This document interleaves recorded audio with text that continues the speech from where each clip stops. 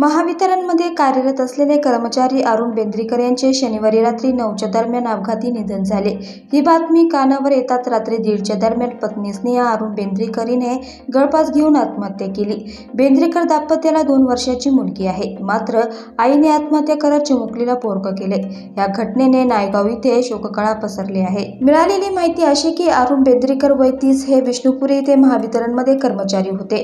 विष्णुपुरी येथे शनिवारी रात्री बेंद्रे या त्यांच्या गावी दुचाकीवरून जात असताना कहळा गडगा रस्त्यावर मांजरमजवळ यांच्या दुचाकीला अज्ञात वाहनाने धडक दिली। यातच त्यांचा मृत्यू झाला। या घटनेची माहिती कुटुंबियांना कळल्यानंतर त्यांच्या पत्नी स्नेहा बेंद्रेकर यांना धक्काच बसला। त्यांनी रात्री 1:30 वाजेच्या दरम्यान घरामध्ये गळफास लावून आत्महत्या केली। अरुण यांच्या पश्चात आई वडील, 2 भाऊ, 1 मुलगी असा परिवार आहे।